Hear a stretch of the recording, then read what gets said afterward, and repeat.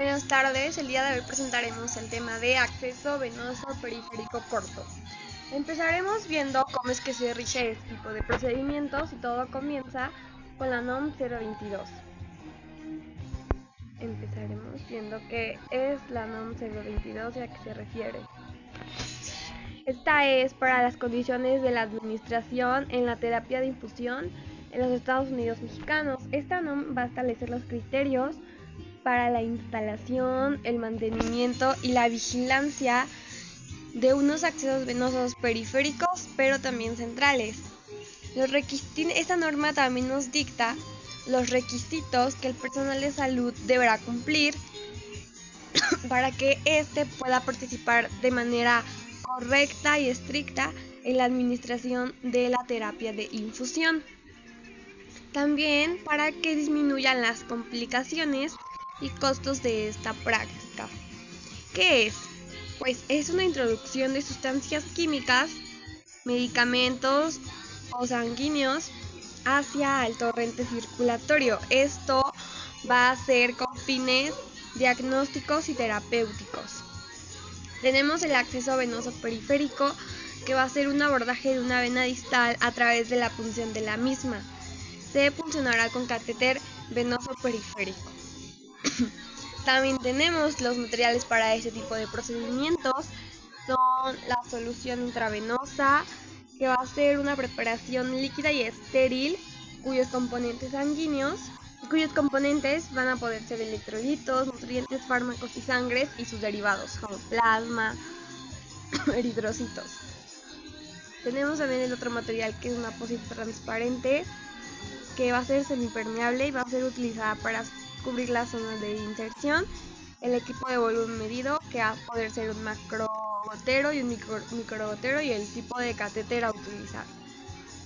Bueno, algunas de las características que el personal de salud deberá cumplir para este tipo de procedimientos son que tienen que tener la licenciatura, conocimientos de anatomía, fisiología, sistema vascular y también de farmacología.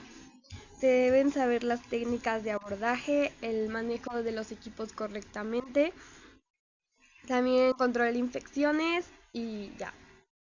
Esto tiene que estar, cuando se vaya a aplicar, tiene que cumplir con las reglas de asepsia y antisepsia, y para eso existen varios antisépticos, como podrían ser los recomendados por la NOM, son el alcohol al 30%, la iodopovidona del 0.5 al 10%, y el gluconato de clorhexidina al 2%. Esos son algunos antisépticos que son recomendados para este tipo de procedimientos. Ahora bien, veremos qué es acceso vascular periférico corto. Primero, ¿qué es catéter? El catéter se utiliza para tener el acceso al sistema vascular. Después, catéter venoso. Esto va a ser un tubo delgado y flexible que se va a introducir en una vena. Después, catéter venoso corto. Esto tiene que medir menos de 7.5 centímetros de longitud. Y por último tenemos ya el catéter venoso corto periférico o periférico corto, que va a ser un tubo delgado y flexible que se va a introducir por punción en una vena periférica, como su nombre lo dice, periférico, y que va a medir menos de 7.5 centímetros de longitud, por eso es corto. Ahora veremos las partes del catéter.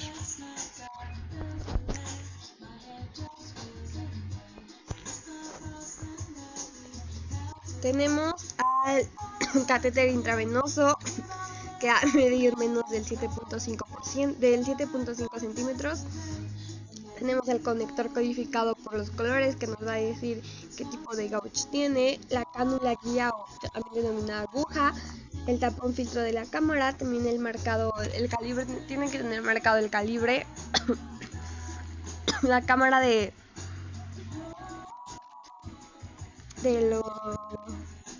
retorno sanguíneo, y la cual tiene que ser transparente, y por último el bisel.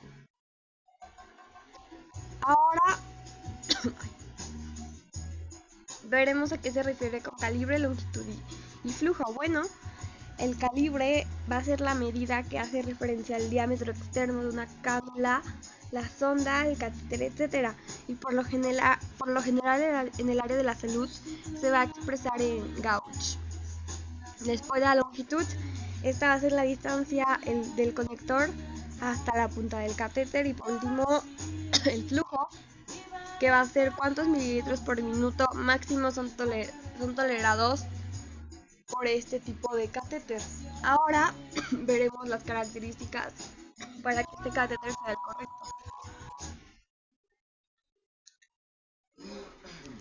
Tenemos que sea radiopaco. ¿A qué se refiere? Pues que se pueda ver a través de las placas de rayos X. También que sea biocompatible, que tenga menos reacciones hacia el organismo, que también se encuentre codificado por los colores de acuerdo a su gauge.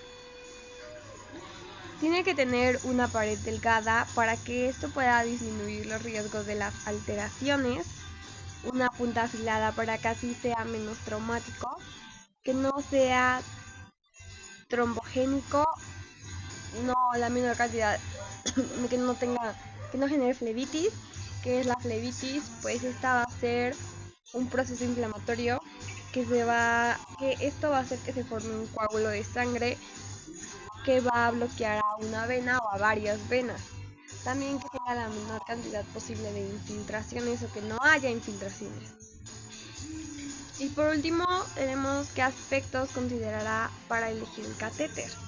Bueno, en esto tenemos la indicación o propósito, para qué se le va a dar el uso a este catéter y así poder ver qué tipo de catéter podemos utilizar para que sea el más adecuado. También tenemos que verificar el tiempo estimado que durará el tratamiento para así también escoger el catéter correcto y que no vaya a lastimar al paciente o su vena, que vaya a generarle una lesión más grande. También la tonicidad de las sustancias a infundir, por ejemplo, si es hipotónica, isotónica o hipertónica. Hay que revisar muy bien este aspecto. Y también, por último, la edad del paciente, porque no podemos poner un catéter de 14 gauge a un neonato, pues no iría. La calidad y el calibre de los accesos venosos. Por último, vamos a tener a los tipos de catéter.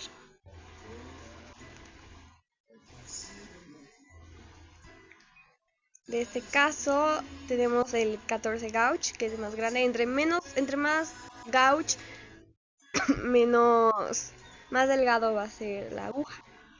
El de 14, que va a ser utilizado para quirófanos, emergencias, transfusiones de sangre o líquidos densos.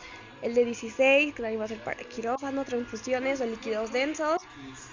El de 18, que lo vamos a utilizar para nutrición parenteral, transfusiones de sangre o grandes volúmenes de líquidos. El de 20 gauge, que va a ser para transfusiones de sangre o grandes volúmenes de fluidos. El de 22 gauge, que vamos a ocuparlo para transfusiones sanguíneas y medicación y fluidos. Y por último el de 24 gauge, que va a ser para medicación, fluidos, venas frágiles.